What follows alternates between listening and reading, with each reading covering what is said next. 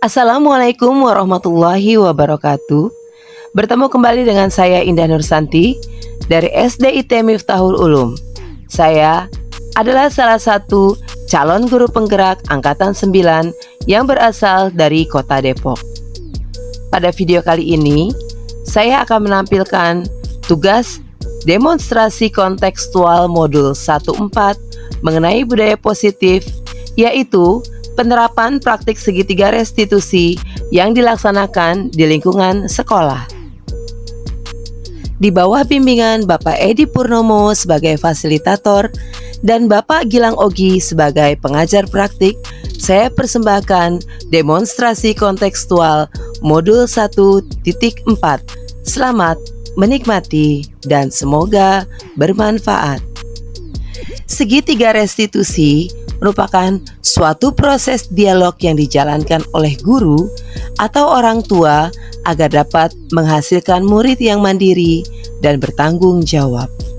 Restitusi menuntun untuk melihat ke dalam diri, mencari kebutuhan dasar yang mendasari tindakan, dan lebih berfokus pada karakter, bukan tindakan. Pada kegiatan segitiga restitusi terdapat 3 tahapan. Tahapan yang pertama, menstabilkan identitas. Tahapan yang kedua, validasi tindakan yang salah. Dan tahapan yang ketiga, menanyakan keyakinan. Tahapan pertama, menstabilkan identitas. Bagian dasar dari segitiga yang bertujuan untuk mengubah identitas anak dari orang yang gagal karena melakukan kesalahan menjadi orang yang sukses. Pada tahap ini, berdasarkan prinsipnya, membuat kesalahan adalah bagian dari proses pembelajaran. Dan pada tahap ini juga berperan menggeser identitas murid atau anak dari identitas gagal ke identitas sukses. Tahapan yang kedua adalah memvalidasi tindakan. Bagian kedua dari segitiga restitusi adalah kita harus memahami kebutuhan dasar yang menjadi dasar tindakan anak ketika berbuat kesalahan. Berdasarkan prinsip setiap perilaku berupaya memenuhi suatu kebutuhan tertentu. Guru akan bergeser dari pemikiran stimulus respon menjadi proaktif pada tahap kedua ini. Guru mengenali dan mengakui kebutuhan murid ini dapat memperbaiki hubungan dengan murid. Pernyataan atau pertanyaan disampaikan dengan suara tidak menghakimi atau memojokkan pada tahap kedua ini. Tahap ketiga yaitu menanyakan keyakinan. Ketika langkah 1 dan langkah 2 sukses dilakukan, maka pada langkah 3 ini, anak akan siap untuk dihubungkan dengan nilai-nilai yang dia percaya dan berpindah menjadi orang yang dia inginkan.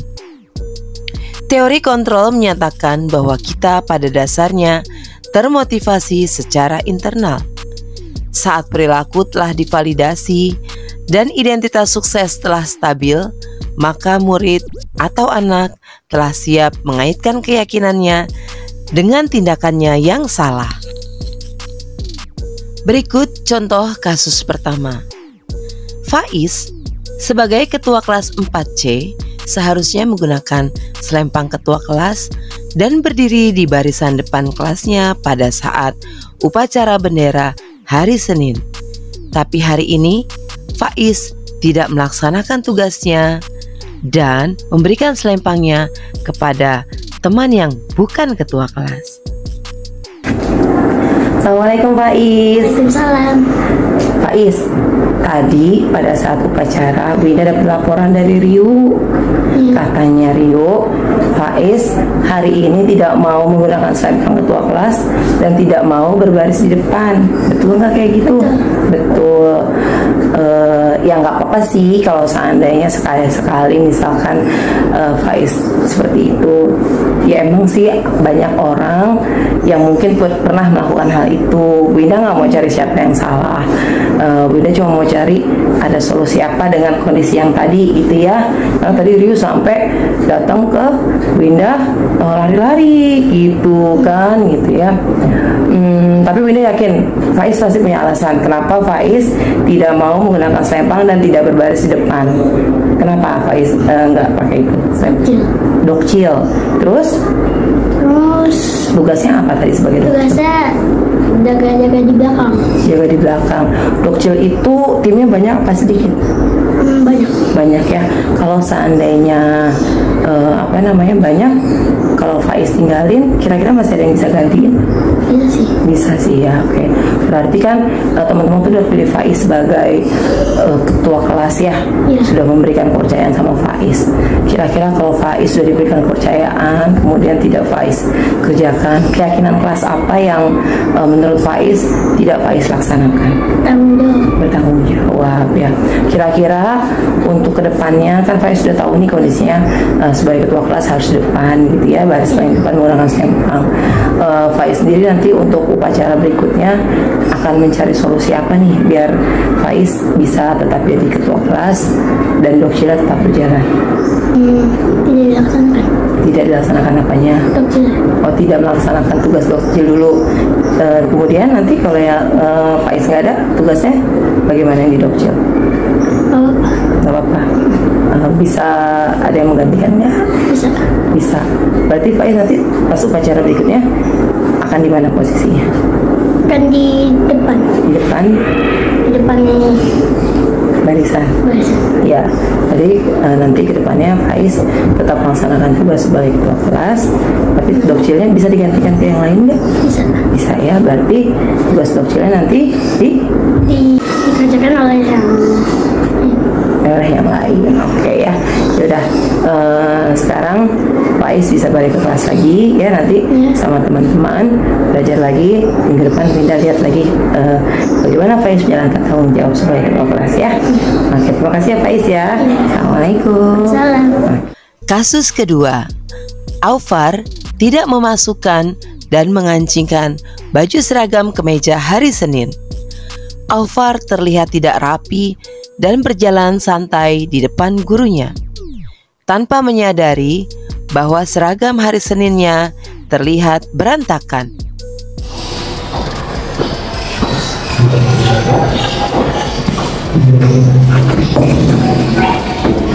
Tunggu.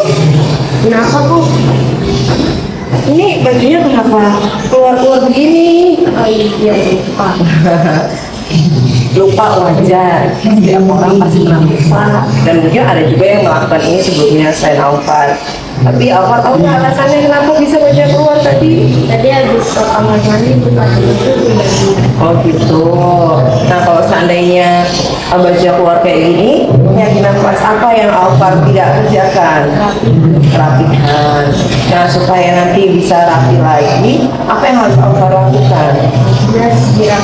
Dirapikan. Terus bagaimana cara merapikannya? Masukin. Baju yang mana dimasukin nih?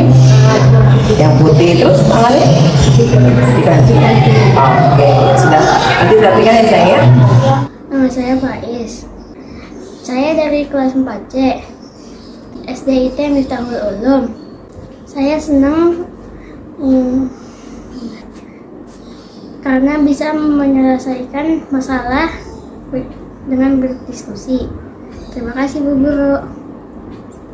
Wassalamualaikum warahmatullahi wabarakatuh. Assalamualaikum warahmatullahi wabarakatuh. Nama saya Muhammad Aufar Khairul Azam dari kelas 4C SDIT Miftahul Ulum. Saya senang berdiskusi dengan guru untuk menyelesaikan masalah. Terima kasih Bu Guru. Wassalamualaikum warahmatullahi wabarakatuh. Demikianlah tugas demonstrasi kontekstual modul 1.4. Semoga bermanfaat. Wassalamualaikum warahmatullahi wabarakatuh. Terima kasih atas kehadirannya di channel ini.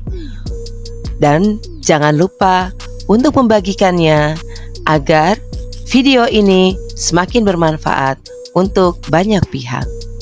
Salam guru penggerak, tergerak, bergerak, menggerakkan.